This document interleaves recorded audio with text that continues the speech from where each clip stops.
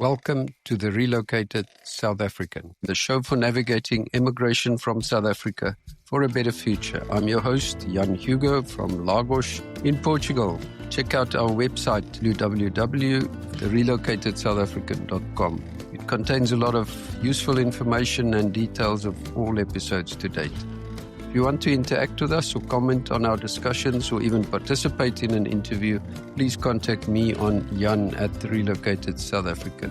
You can also subscribe for our newsletter. Also, if you like our content, why not subscribe on your favorite platform? Today I welcome all the way from the US and currently in Las Vegas, and I'm a little bit jealous, but normally lives in Milwaukee, Wisconsin, Professor Jacques Duplessis. Welcome, Jacques. Jacques, tell us about your journey, how you got to Wisconsin, when did you leave, and where did you grow up, etc., how you got to America. I was born on the Rand, and shortly after I was born, my dad relocated to Pretoria as an attorney, and so I grew up in Pretoria my whole life. I regard Pretoria as home. Well, I was bound to go to office. I was in Pretoria was law school, and and I was going to go to office, but then we moved. My dad found a fun little home on top of a hill in Riviera, so I went to Hoërskool Hendrik Verwoerd, which doesn't exist today anymore. It's now Rietendale High. So I grew up in Pretoria, loved it, and then went to the Navy. I did some 2-year volunteer work as a missionary, and I found out that you could study overseas and work part-time. Legally, you could work part-time, and that money would be adequate to be able to support myself because I had no funds and I had no one who was interested to sponsor me to go overseas. And I just thought this would be a great, exciting experience. So it wasn't that, there was something specific that drew me. It was rather impulsive. And in '84, I relocated to the States and I'd studied at UNISA and at Tuckey's before. So as a transfer student, relocated to the States, and amazing. A whole new life opened up. Jacques, and do you miss South Africa? Do you often go back? I've been back twice this year, and I go back at least once a year. And so I don't regard myself really as having immigrated. Sometimes somebody works in a different city than where they grew up, and they often go back and so forth.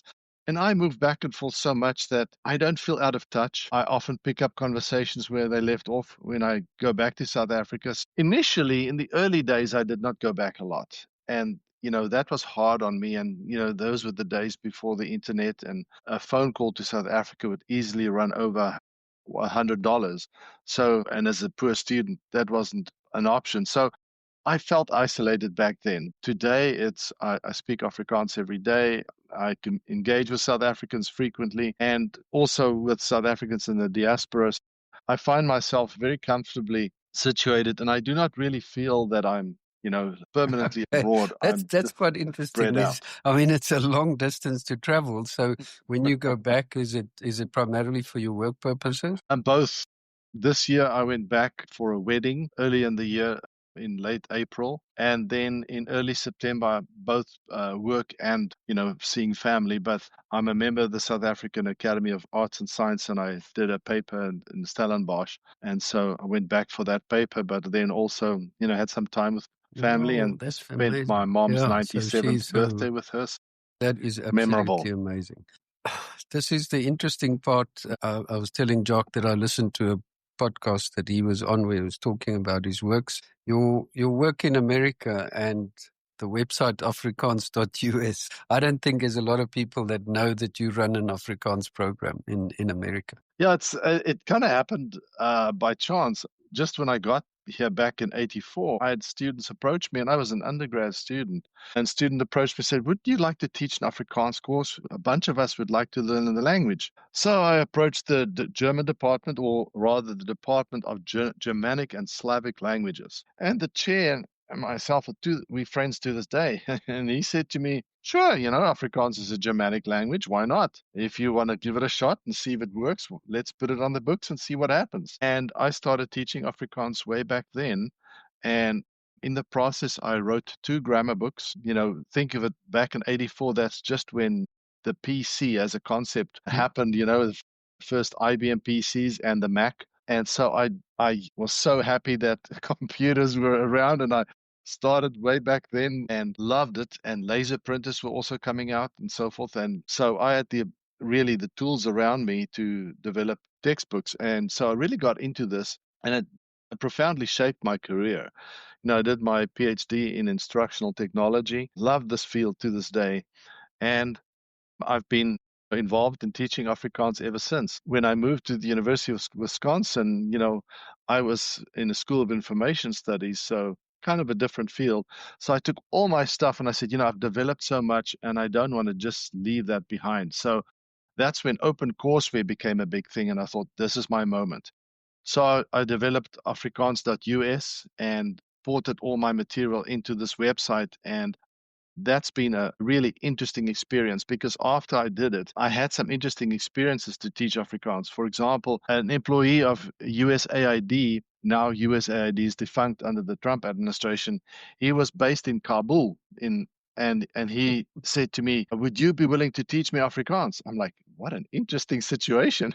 I said, so tell me about yourself. He said, I'm an engineer in Kabul, but I've got to do a language, or you cannot stay employed at the USAID, and you've got to pass it at level 3. So you've got to get serious about it. And I said, so why Afrikaans? And he said, let me be honest with you. I tried Spanish and failed at it. And everybody said, do Afrikaans. It's the easiest and closest language to English. So can you help me? I said, absolutely. So we worked online twice a week, and I used my website. It worked really well. My website's design is a bit different from most. It's really an open resource environment rather than a textbook where you start with A and work your way through to the end. So you've got different domains, pronunciation and a whole area there, vocabulary and grammar and culture and communication and so forth. So it was really comfortable to work with him, and he progressed really well. And he passed at level 3 in Afrikaans. And then I had a second student in USAID that did the same thing. So then I've had grad students, like at Yale. I had 2 grad students who needed Afrikaans for their research. I've had a student at the University of Chicago and so on. So I get these interesting situations where I teach them, and primarily now online. And I'm now trying to develop a model that will work for Afrikaans, but also for other less commonly taught languages. The problem with the less commonly taught languages, it's not financially viable to teach it at a university. If you've got a class of 2 or 3 students, the university will say, sorry, no chance. We're not going to pay a professor to teach 2 students. Think again. And so I'm developing a model to form a consortium where universities would all, let's use Afrikaans as the example, they'd put Afrikaans on their books. And whether they have 1 student or no students, it doesn't matter, because all the students would come to me to be taught. So they don't have to hire anybody. It's a synchronous online experience. And if they get students, great, because then they can fully regard Afrikaans as part of their permanent program. And if it fits into an African studies or an international business or whatever they want to fit it into, they're never nervous about, do we have enough students? And so I'm working on this model right now to make less commonly taught languages sustainable. Just most of the universities something in the US. that I understand, if I'm correct, that Afrikaans.us is a completely free resource. There's no, you don't.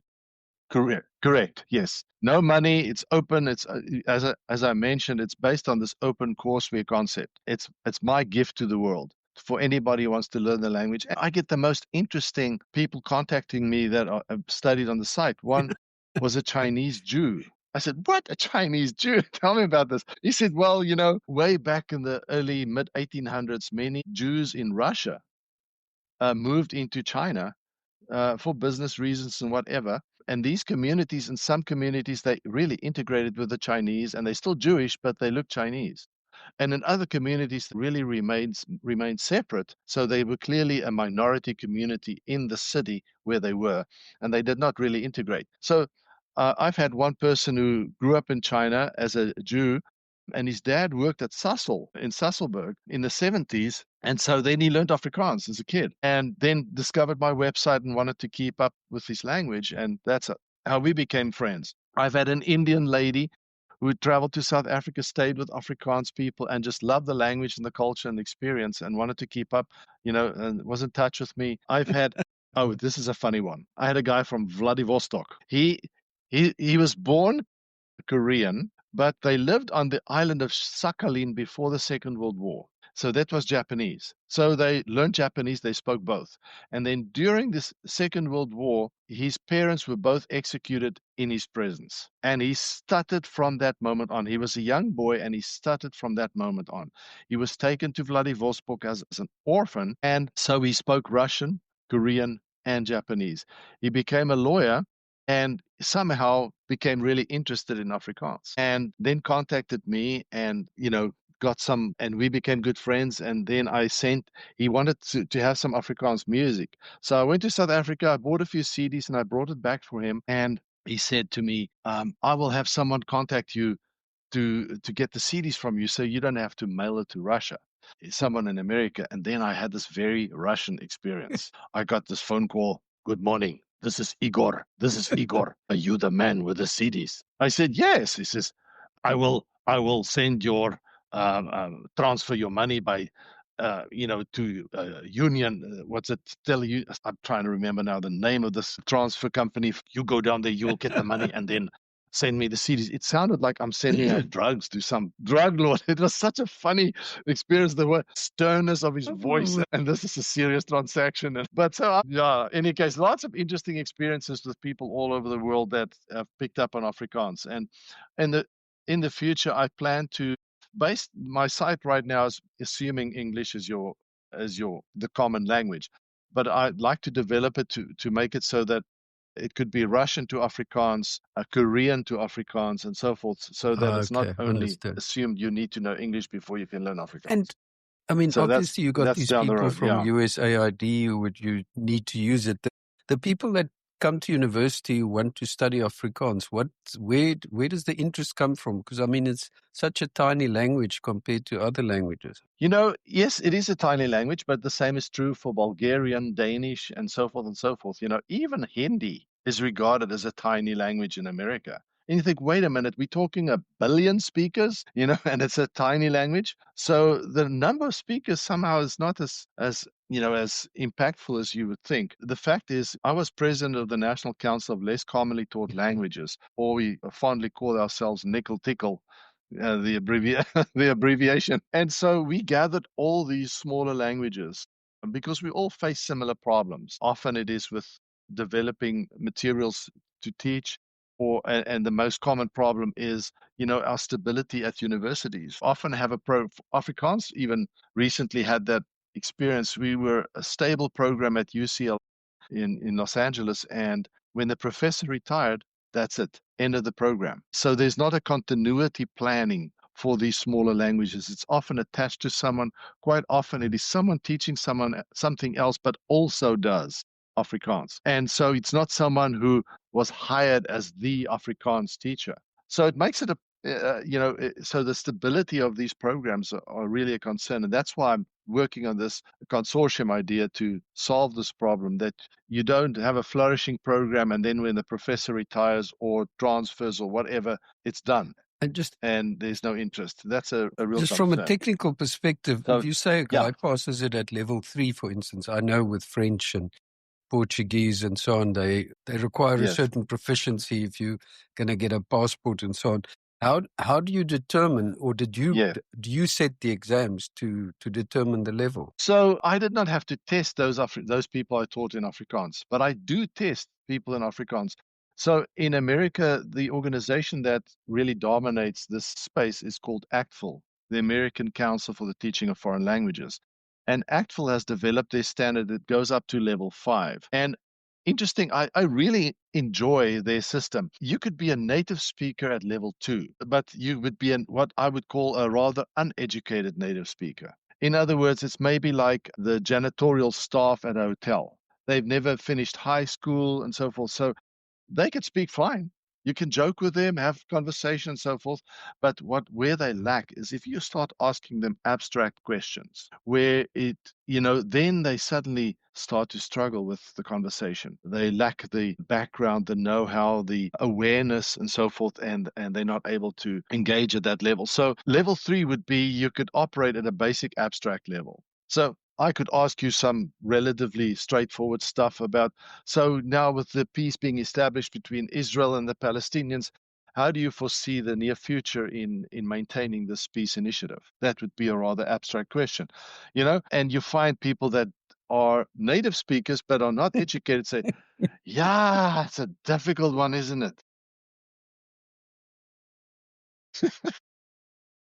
See, that's fluent. That's fluent when you say, yes, it's a difficult thing, isn't it? But they cannot engage. They cannot, dissect the situation, compare and contrast ideas, juxtapose thoughts, and say there are some that feel this way and expand on that, and some who feel another way and expand, and then bring it together and present your own reflection. They struggle with those abstract thinking challenges. So level 3 is basic abstract, and that's what they want to do. Level 4 is, really solid abstract, and level 5 is impeccable. You can throw any topic, anything at this person. This person is fully polished in the language. Okay, because very broad and range at university, if they pass, say, third year or whatever in Afrikaans, would they be equal to that level 5? Level 5 is not easy to attain, and most places, most employment environments do not require level 5. Most places require level 3, and in the exceptional case, they would ask for a level 4. Someone said once, and I like this description. They said, a level 3 is the visa officer at the consulate. Level 4 is the ambassador, and there's a definite difference between the levels of engagement of a visa officer versus the ambassador. So if I was interested in you operating as a country's ambassador in South Africa, and we require you to speak Afrikaans, I would go for a level 4. You don't want just basic stuff. Okay. You want someone who's polished, and that's what you get. And they've changed the system. They used to say you have to be an indetectable native speaker to be level 5, and if you detect the slightest evidence of non-nativeness, you cannot be level 5. So theoretically, in that example, Henry Kissinger could never be a level 5 in English. That's true. Because he had a hint of German in his accent. And so they've abandoned that now.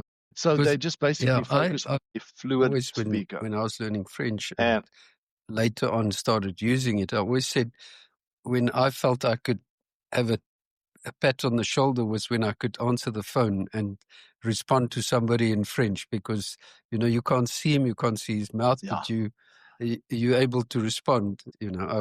I probably wouldn't have passed an exam, but for me that was quite an important thing.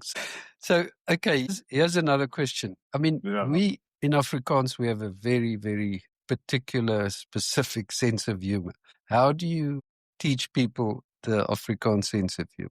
And I'm not talking just white Afrikaners. Let's think about the colored people. They have a completely different sense of humor. Yeah. Oh, yeah. The best experience is it's difficult to teach it. You can share and so forth, but you really have to have an in-country experience to have that context. I've taken about 8 or 9 groups of students to South Africa on a study abroad experience. And they weren't there with, they did not study Afrikaans, but they got that sense of South African culture in a big way, and our sense of humor. For example, one huge difference between the States and South Africa is in South Africa, we're very relaxed to joke with strangers. You'd walk into a lift and, all these strangers around you, hit the button and joke about something and everybody laughs and we're relaxed about it. In the States, they look at you like, who pulled your chain? It's like, how dare you just assume you can joke with me? You don't even know me. So it's an issue to them to quote unquote get fresh with someone you don't know. And South Africa is very relaxed about pleasantries and engaging with people that you do not know. So I find that's a nice breaks the ice. And once I actually find that to be a key thing, because once you get that thing that you can be really funny and relaxed and see each other's humanity in a very rapid way, that makes it easy to enjoy our humor. But if you've got all these layers that you have to pass through and filters that you have to deal with before you can access the real you and be able to exchange our funniness, it's interesting that social protocol in what it takes to be able to enjoy each other. I find South Africa delightful. And, the one thing that's true to this day and has always been is in the Black culture, friendliness is abundant. And you can freely joke with anybody.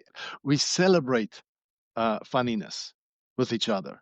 I cherish that and really miss that when when I'm not in South Africa. And that's that's something in my personality that I have with me wherever I go in the world. But you have to somehow adjust when you're not in South Africa to be sure that they don't raise Very their eyebrows interesting, at you like, this what have we whole got here? concept of South African humor, because I've spoken to people in so many different countries. In 30 episodes, I mean, we've really covered a lot of different countries. And South Africans tend to gravitate towards each other. They want to be together and that's often a thing that comes through. I see it here. We've got a lot of English Yeah, friends, Swedish friends, but one South African couple with 5 UK couples, they just don't understand us. I mean, the stuff that we laugh about, it's just different, whether it's Afrikaans or South African. I think we just, as you say, I think yeah, it's just because we just yeah, relaxed. We yeah. don't really care. I think that's a fantastic thing to have, that we're able. Someone once mentioned to me years ago, a Russian family, during the Soviet days, immigrated to America. And the people were so friendly to them. They brought them free furniture, bedding, and everything to get them set up in the States because they just arrived with a suitcase in hand and that's it. And the people brought meals and just celebrated their arrival in the States. And you ask them, so how's your experience in America? Oh, we love it. It's absolutely fantastic. Then 6 months on, they asked him again, so how's it going? And more, measured, they said, it's okay. We're enjoying it. And then a year later, they asked him, how are you doing? He said, we want to go back to the Soviet Union. And people like, what? This is the country of freedom, opportunity. Da, da, da, da, da. What are you thinking? And they said, we miss our friends. And come to know that in what they experienced in the States was an immediate warmth, but it's to meet your immediate need. And once that need has been met, you're good. So then they move on. And so suddenly they had this overwhelming love and support and nurturing and care that got replaced with nothing. People moved on. The friendship was not enduring. Whereas in Russia, it's much slower to develop a friendship, but it's deep and it's lasting. And so each country has a sense of, in Afrikaans, the word kuier. We know how to Yeah, kuier, they don't know and kuier, in you're other right. countries, that's Kuier different. has a very You know, particular meaning to us. yeah, Yeah. and I've become closely befriended with some Brazilians, and I was going to a Brazilian party, and it was explained to me by an American. So this is how it was a birthday party, and there were going to be Americans and Brazilians at this party. So I was kind of now the odd one that says South African at this party. They said to me, so this is how it's going to go. Everybody's going to arrive. We're going to have fun and, things to eat and drink and celebrate the birthday and so forth. And about 8:30, 9 o'clock, all the Americans are going to start yawning and say, oh, this was so fun. Thanks, guys. And then they're going to go home. And then the real party is going to start. And then we're going to switch to Portuguese and it's going to get louder and louder and the energy level is just going to rocket. And I'm like, Yeah. wow. Yeah. And that's exactly to the T what happened. So that was a very predictable experience. So the expectation in Yeah, each culture of absolutely. what it means to kuier, differs. And so we have our expectations that others don't share as much. So, but I love that South African way of engaging. It's very caring, and there's more of a lasting friendship than just Yeah. hit and run for a little bit of fun and then you move on. We care about each other long term, and we stay in touch. I think Really that, again, coming treasure back that to the in my own podcast, life. that's what I hear from everybody. People miss their family connections, the closeness to family, but they find that whether they're in New Zealand or Australia or Ireland, wherever they are, they're South Africans, and people bring them in, and you can be part of the group if you want to. It's almost up to you because they're there for you, and I think that's a unique thing about South Africans. I'm not sure it's There's something that I think the Afrikaans community added to the South African. I mean, we've got this mosaic in our culture and maybe some unique differences, but also stuff that we have acquired from each other that is treasured, like, calling your kids calling your friends oom and tannie. That's often even translates in English. You see English kids do the same. You know, they've picked up on that Afrikaans thing and it's the norm. Whereas you go to the States, it's Mr. and Mrs. For your friends as parents. And there's not that familial thing. I had this experience as a single student still teaching Afrikaans here at BYU, and I got a phone call. South African doctor was in Chicago at a medical conference, and he wanted to tour the country, and he called me up and he said, "Hey, I'm going to be in your neck of the woods. Can I come stay with you for a few days?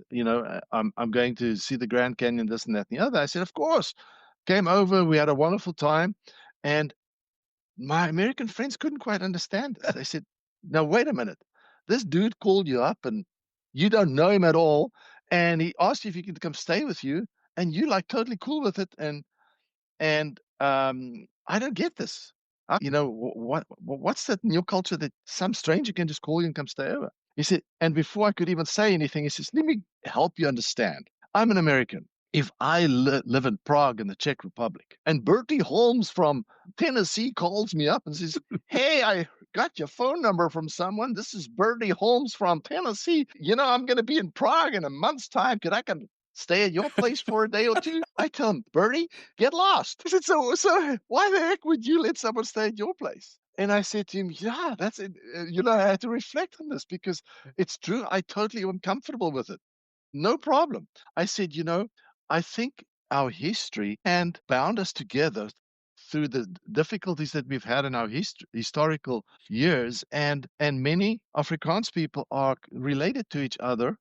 There's just a family thing that developed in our culture. So if another Afrikaans speaker, and I say Afrikaans speaker, it would be the same if, another South African's not Afrikaans called me, I feel very much the same. But if this Afrikaans guy calls me up, and Absolutely. I'm immediately celebrate the experience. And he said, "I'd like to come stay." And I'd say, "Of That's course you amazing. can." And we are in touch to this day. And that was back in the 90s.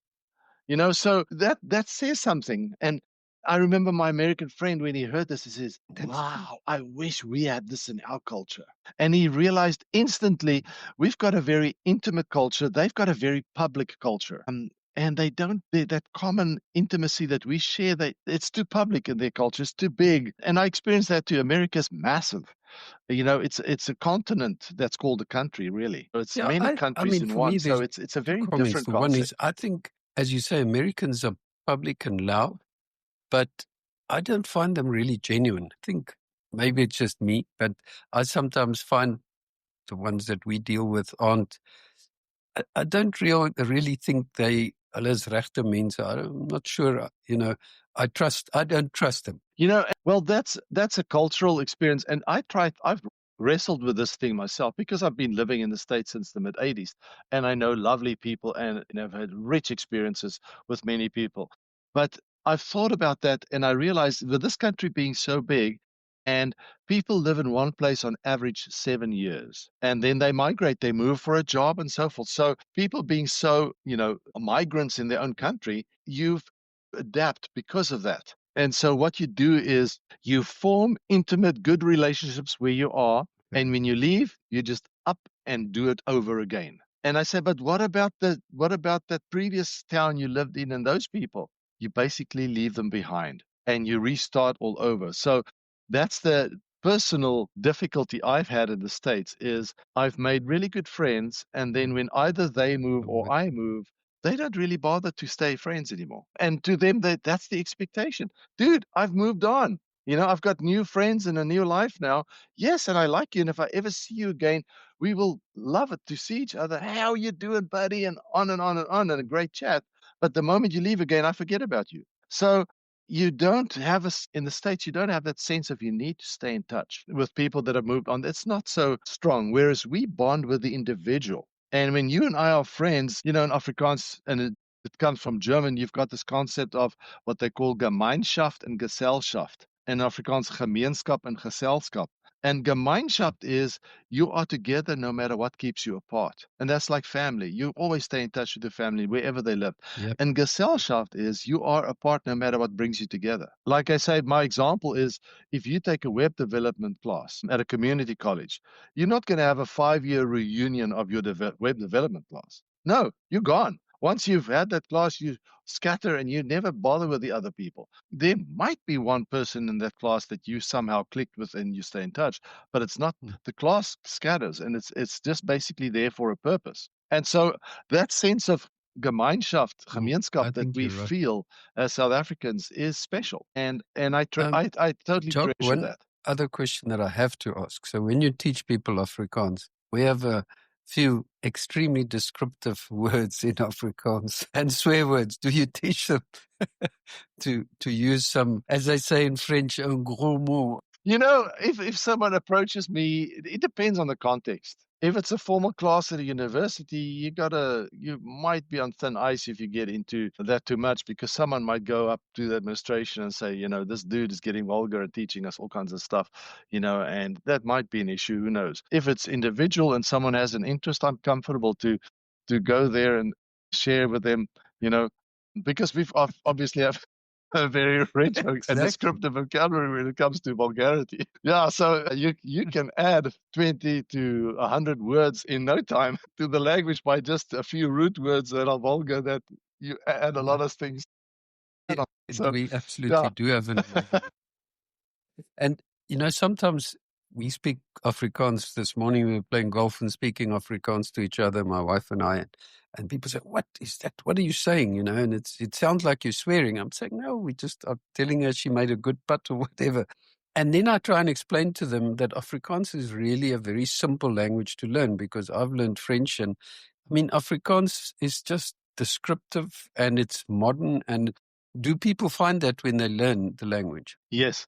I as I say, I've taught now for more than 40 years now, so I really have good experience to be able to predict how people respond, what to teach first. And sometimes you teach this, if you teach this before that, they struggle uniquely than if you just put it the other way around. That just the order in which you teach things matters in some cases. But what I find they love about Afrikaans, you get some what I call WYSIWYG languages. What you see is what you get. Spanish is a WYSIWYG language. In other words, you don't get surprised by the sounds. The sounds are very straightforward, and when you learn these sounds, it's predictable and you know what you've got. Afrikaans is a WYSIWYG language. French is not a WYSIWYG language. It takes some effort to get that pronunciation down, to get the feel of it, and to make your peace with what's written and what's pronounced, and how this whole thing fits together. So the pronunciation-wise, Afrikaans is straightforward. Yes, they might struggle with a few sounds, like if they don't have the r in their language, that might be a problem. But other than a few sounds, it's rather predictable. And of course, our grammar is a delight. It's so easy, the simplicity and the regularity and our diminutive. Here's a funny one. I had one student, his whole darn essay was just riddled with diminutives, instead of the apple, the key, and everything was small. And I asked him, I couldn't fault him for it. It's just funny and weird that he did this. And I asked him afterwards, he got his grade and everything was done. I said, so what's up with this diminutive overdrive? He says, well, in Afrikaans, you sometimes use an E and sometimes use an S for plural. And I'm not sure which is which, but I discovered when you make a word diminutive, it's always an S for plural. So just to be safe, I made it the diminutive, and then I knew the plural would be with an S on it.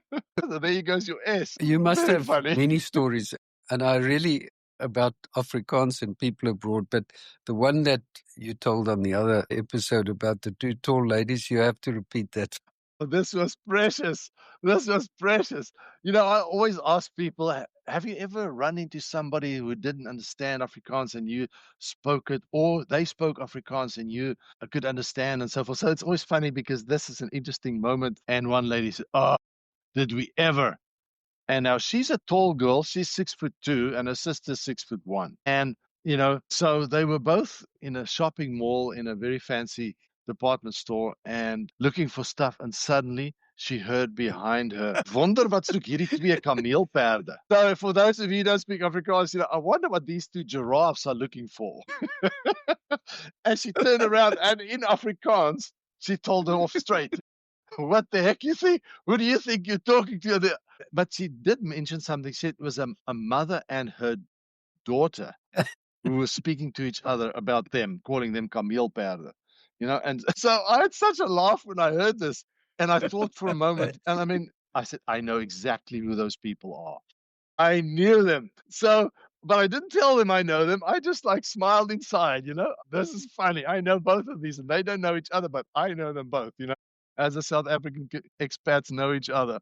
And then later on, when I was visiting with this other lady who made the faux pas, I said to her, "So, tell me, have you ever spoken Afrikaans in public and people understood you?" And then I she think it's a immediately beautiful blushed. story. You don't speak Afrikaans overseas, especially not when somebody's wearing a K-way jacket. That's always a dead. I had one funny one. I was with my daughter in London, and we were on our way to South Africa, and we were on the bus in London, and I was speaking Afrikaans to her. And this old lady came, "Hello, julle tweekies," and da started speaking Afrikaans to me. Now, guess what an interesting story this was? She was born in Russia.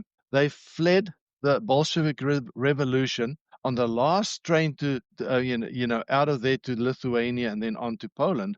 And they fled and ended up in Oortjies in the Transvaal, Free yeah. State. Yeah. And she I grew up. Koppie. Yeah, sorry. No, was it Koppies? I think it was Koppies. Sorry. Yeah. Yeah, I think it was Koppies in the Free State. And because I remember it was the Free State, and that's where she grew up. So she spoke Russian at home with her parents, but learned Afrikaans and, of course, English. And she said then later in life, she married an Italian. So she lived in Italy for 20 years and she spoke fluent Italian. And here she's now in her 80s and she lived in an apartment, in a flat in London. And so we went to visit her at her house and so forth. But amazing coincidence and a rich and fun experience that my daughter and I will never forget that experience. Jacques, you've had a passion for Afrikaans. Was that from early on, or did that develop? Because obviously, and I want to ask you about the poetry and so on, but Afrikaans music on your website, everywhere you talk about that as well. Is that a passion that you've always had, or did that develop while you were living abroad? I was born with that, honestly. I remember as a little boy, 5, 6 years old, telling myself, I know who I am. And I can live anywhere in the world, I will still be this person. And you often see people move overseas and they transform into someone completely different. Now, I don't fault that. Sometimes it's fantastic to be able to adjust so well to another culture that you immediately fully assimilate. And some people even lose touch with their roots and don't associate much with that anymore. But I knew my roots were formed very, very early. But that was not to say I'm now just got, a myopic view of the world and I'm just this little Afrikaans boy. But I knew my base and my heart and my soul is based in Afrikaans. And from there, I expanded. So like yourself, I learned French and I've written poetry in French and love, French culture. I've learned some Spanish. I can do basic conversation in Spanish. And of course, Dutch is easy. I had one funny one in Dutch that is, because that Dutch you just kind of feel and go with it, And I went on a business trip to Amsterdam and I just thought, okay, I'm going to speak Afrikaans to these guys, but just put on a Dutch accent, which is not difficult because you hear Dutch enough that you can just fake it. And I faked it and it totally worked. We had a meeting and the whole thing. And at the end of the meeting, or half an hour or more, the one person leaned over the table and said, "Waar in Vlaanderen kom jij vandaan?" "Where in Flanders are you from?" I said, "No, een beetje verder zuid." I said, "Kom jij uit Frankrijk?" I said, "A little further south." So I thought, no way, you're not from France, are you? So no, I then told them I'm from South Africa, and they were just stunned that they understood me so well. So I love languages. I love cultures, and getting exposed to it. And I found, as I've gone through life, sometimes some cultures that you do not know at all, like many Asian cultures, I didn't have a natural affinity with these people and so forth. But then once I got to know some people in these cultures, I just fell in love with their cultures too. So I'm really open to cultures and so forth. And I focus on a bilingual world, and I find that kind of sad that people often just pick one and say, go for English, it's the international language. I say exactly the opposite. You're going to get English in any case, so pick something else and expand your life. That's how I see the world, rather than say, gee, my capacity to learn something is so limited, so let me just go for the big one and sigh with relief. I'm done. I got it. I love, as you say, expansion and learning other languages. We'll forever be Afrikaans and South African. That's never gonna leave us, wherever we live in the world. That is just our roots, and that's how we think. So, I mean, that obviously the music thing, do you help people at the university and people that you teach with music? I saw that little video with Proficiency and Lisa se Klavier, my favorite song. Yeah. Do you teach them? So I love music, and Afrikaans has a wonderful heritage in music too that many people have not discovered. So if you browse around on my website, you'll see I've got lots of music there. And this is once again the beauty of Afrikaans. I wrote to just an email to many of the artists and said, listen, I'm teaching Afrikaans overseas and I've got this website. Would you give me permission to stream 2 or 3 of your songs on the site? And I'd like to add the lyrics so that people can hear the song and read the lyrics. And then, where possible, I also add a translation so that they can fully immerse themselves in it. And in every case except one, people said, sure, and send me the MP3s and I put it on the site and so forth. Now, you think of it English. Let's say I'm Hungarian speaking and developing a site to learn English for Hungarians. And I write to English artist in the UK or in the US and say, hey, would you be willing to give me 2 or 3 of your songs that I can stream on my site for my people to learn English? They would not give you permission. No, they say, heavens, no. This is they see it in a financial sense. I'm going to lose money by giving you the song. No way. So there's not that mindset, So I'm so grateful to those Afrikaans musicians that, contributed to the site with their music. And it's a wonderful experience. That to me is why I enjoy languages. It's not for the linguistic technicalities. It is to access the heart of those people. And I find when I speak German, I'm a different person. When I speak Dutch, I'm a different person than I am as an Afrikaans speaker. When I speak English, I'm not the same person because there is a connection and a whole cultural conveyance of your thought and your mind that is unique. And so I love it for that. It's Absolutely. Not that it's better in one than the other, but it's different. And so you expand who you are in your way you can express yourself. As you can say, any language can say, I can only say that, and then they say their language. It doesn't translate well in another language. Yeah. Like one simple one, die tafel. So do you understand this when I teach people Afrikaans? I said, die kat loop onder deur die tafel. They say, yeah, of course I get it. I said, so how do you say it in English? Now, Jan, let me put you on the spot. If I say to you, die kat loop onder deur die tafel, how would you say that in English? It is, but I mean, it's a rather simple, straightforward thing to say. It's not high.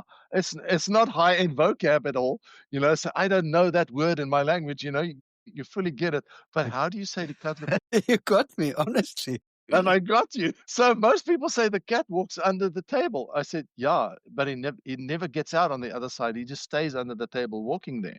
You say the cat walks under the table. So yeah, die kat loop onder die tafel would be the translation for that. But that's not what I said. I said die kat loop onder deur die tafel. And then they say, dang, I don't know. I fully understand what you say, but I don't know. And I said, now I first want to make a point with them when I teach people Afrikaans. I said, the beauty is you understand Afrikaans and you're a native English speaker and you understand Afrikaans and you can't even translate that back into English. So you understand it in Afrikaans only. Isn't that beautiful? And then I do say, you can say it in English, but it's kind of a roundabout way. You would say the cat passes underneath the table. I'm back to level. So isn't that fun? Yeah, so it's fun each language has a wonderful way in which it opens up parts. Absolutely. And I love that about our language, I think, is just incredibly descriptive. Like exactly this, we know exactly what that means. We don't even have to think of it. And there's no other way the cat's going to walk. He's passing underneath it. Oh my word, that's excellent. Something on the music that I find very interesting. I love French music, and my wife always complains because we always have French music playing in the house. But when you think about France with 68 million people, roughly the same as South Africa, they all speak French. And I always feel sorry for Afrikaans artists because Afrikaans is there's such beautiful music in Afrikaans. But there's only a small number of Afrikaans-speaking people who will buy Afrikaans music. In a way, it's a bit sad because there are such great artists, and they play all over. My daughter lives in Dublin, and she said the other day they went to a Bok van Blair concert, and there were like 1,000 Afrikaans speakers, all with their K-wear jackets, having an unbelievable time at listening to Bok van Blair. And these guys now go all over the world because there's so many Afrikaans and, South African people living abroad. So it's absolutely interesting. A few more questions. The whole political situation in America with Afrikaans and refugees and that, do you stay away from the politics or Have they approached you or spoken to you about that? No one's really approached me about politics, And, well, here's a tangential comment back to you that doesn't relate directly to American politics, but my identity as a South African. I'm going to surprise you with something. When I left South Africa and came to America, I would describe my identity as follows. First of all, I'm a Du Plessis, and then I'm an Afrikaner, then I'm a South African, and then a world citizen. That changed for me by living in the States, and I associated with many other Africans in the diaspora. I found that I'm a Du Plessis, I'm an Afrikaner, and then I'm an African, and then a South African. My African sense of identity was stronger with me than my South African identity. And that surprised even me. In other words, when I hang with people from Malawi or Nigeria or whatever else, I feel extremely comfortable with them. And we celebrate our Africanness. And I would obviously, under apartheid, you would never have had that concept. That was not known, the isolation and so forth.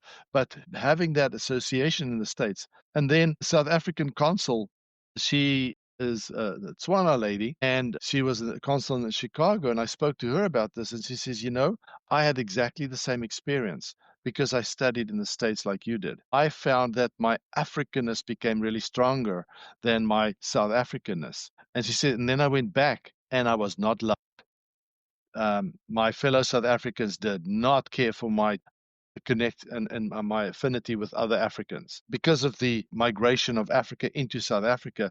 And, that whole political thing changed things. So suddenly I thought my experience and their experience is very different, and how it shaped me puts me at odds with the sentiment in South Africa. So, yeah. And so interesting how we are shaped by our experience. Getting towards the end, but just something you mentioned on the other podcast that I thought it's not really controversial, but some people may frown upon it. If I'm correct, you said that if you would advise Black people with kids, small kids in South Africa, you'd advise them to go to Afrikaans schools. Am I correct? Absolutely. And I put it simply like this, some might find this political and some not. I find often in the English community a monolingual mindset.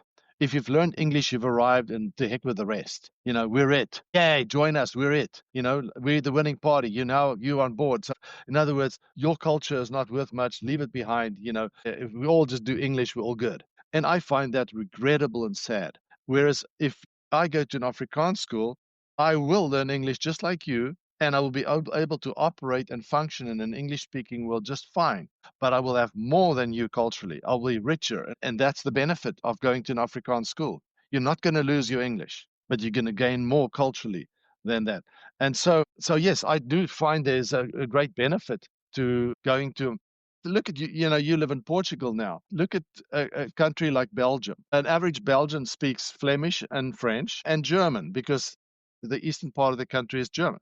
And then, of course, they learn English. So they, by default, are quadrilingual comfortably. And because of that, they can reach so many more people. They're so much more aware than someone who grows up in England and knows a few words in French and they're proud of it.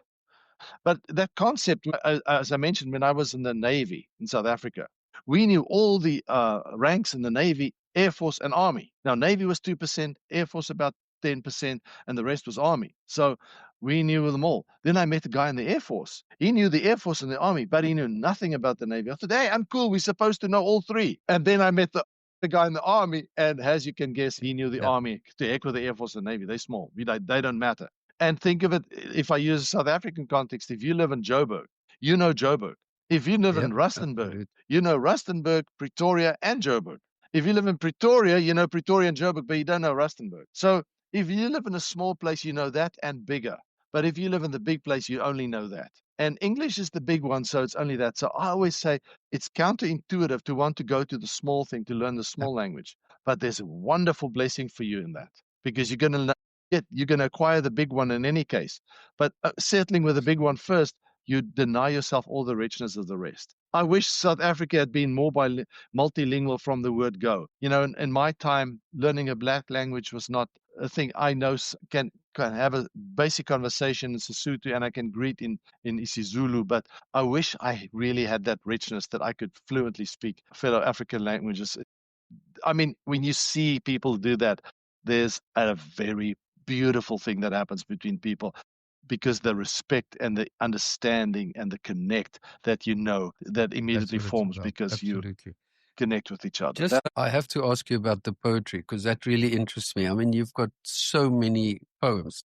Tell me, where did that come from, and how often do you write poetry? It happened by it happened by chance. I was 11 years old. We were four brothers. We cleaned our own house. My mom divided the house up into four, and you'd rotate it every week. And this one week, I had to do all the porches and the outside mainly. And I was one morning early sweeping the porch, and I started saying a little poem about Generaal de Wet. Why? I don't know. And I wrote this little poem about the vet. Now, it was pure rhyme, and it wasn't really cool, really artistic piece, but to me it was a wonderful accomplishment to have written my own poem, and it just spontaneously happened. And from then on, I got more and more into poetry, and since the late 70s, I've been writing poetry, and it was on pieces of paper and so forth. And then eventually, it got some traction. And now, if you go to my site and you look at my poetry and you look at the table of contents, you'll see a little number behind each, and that's the year that it was written. Yeah, so there's some gaps. The late 80s, I did not write much. Through the 90s, not much, and then it started a little bit to pick up, and now it's going well again. I love poetry. And I tried, I remember back when I just finished high school, I tried to publish my poetry, and I went to Van Skyks. I remember speaking to someone at Van Skyks, and he said to me, "Dang it, I don't even want to look at your poetry." I said, "Why not?" He says, "It's the wrong time. We just passed the season of, people publishing a collection of poems. That doesn't sell anymore. So we don't do collections of poems anymore. It's really passé. So there's not money in it for us, so we're not going to go there. So I'm so sorry." That did not deter me. So eventually I thought, I'm just going to put up my own poetry on my own site. And I've gone with that. And I enjoy it. And whether, others enjoy it or not, maybe down the road after I've passed away, somebody will discover some of the poems and it will be meaningful to them. Great. But yeah, I do enjoy it. It's part of my No, it's a wonderful way. I love expressing myself. In a very small way, but every time something happens or a kid's born or something, I tend to write a little story and send it to them, and they forget about it, and one day they'll maybe read it. But it is a nice way of expressing yourself, so I really enjoy that. Jacques, one last question. If you, just relating back to the podcast, if a young South African comes to you today and asks you about your life and what you decided to do and where you are, one, would you do it again? And two, what advice would you give him? If he wants to stay or leave or go and explore, what do you think for a young South African today? It's surprising. Now, obviously, many feel the thing of security is a concern to them. And because of that, I think the main concern why South Africans want to leave is the security issue in South Africa. And I understand that. Security often is an issue like when it's a depression and you still got your job. You say, no, things are fine. But the moment you lose your job, everything is terrible. But yes, just yesterday you were still fine and you thought, no, our country's fine. And the moment you lose your job, it's all terrible. So if it does not affect you, you don't seem to have a problem. But the moment it affects you, that trauma is a real biggie. And so I understand that situation, why people are concerned about it. But other than that, I must be honest with you, I found that if you want to raise children, South Africa is a fantastic place to raise children. Fantastic. I find that the States is a very challenging environment in which to raise children today. The issues that we face here with the sudden rise of gender confusion, and just a lot of social issues that you see a sharp rise in suicide amongst the young, between 10 and 20 years old, high rates of suicide. I've personally had people around me that have faced this, and it's shocking, that this is such a problem today, and it's part of the societal realities. Much of it is also maybe tied to the digital world where people now live on their little screens and their connection with others is really impoverished because of the enslavement to the digital space. So we've got a lot of challenges, and we're not absolved from that, of course, but I do find the ambience, the nurturing support that we have in South Africa in the communities there is still exceptional. So I do not say just throw everything away. It's going to be better overseas. Don't worry. Many have realized painfully so that that's not necessarily the case. So there's green grass everywhere. I think it's, the one thing I've learned in this process is you cannot judge. I cannot judge because I cannot be in somebody else's shoes. What you can say is make sure that you've done the pros and cons and you've weighed everything up and you've thought about what may await you and be prepared for tough times because it's not that easy. But every person has. And I think your mindset is also really important. Don't ask yourself the wrong question. The wrong question would be, should I live in South Africa or not? It's like the one thing I learned about America is when they ask you, do you want cake or ice cream? The answer is yes.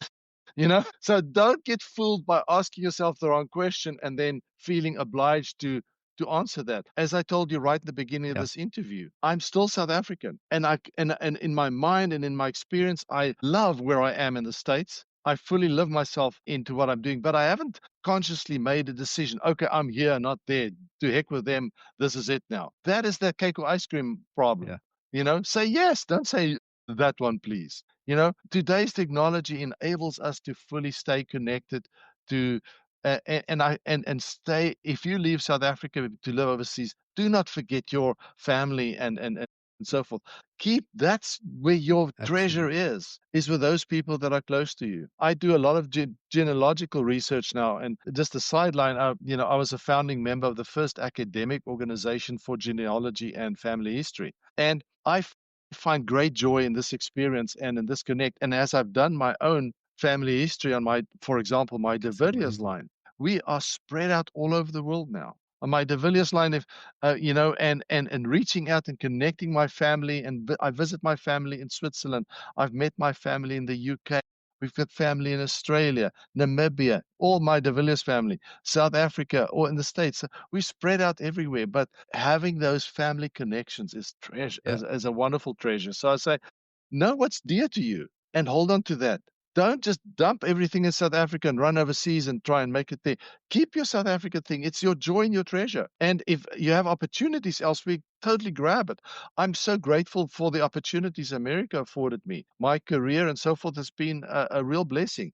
But I've also been able to bless South Africa with what I've done. I've not left South Africa behind and pretend I never lived there and I'm here. My heart is filled with gratitude for what South Africa has offered. That's an awesome note to end on. I can only say thank you, Jacques. Thank you very much for sharing your journey with us. Fascinating. I love your passion for Afrikaans and for South Africa, and I think our listeners as well, that's great advice. Do not forsake what is dear to you. I think that's a very wonderful quote. Thank you so much. Thanks for joining. Thank you. Thank you. If you'd like to share your own story, contact me on jan@relocatedSouthAfrican.com. Until next time,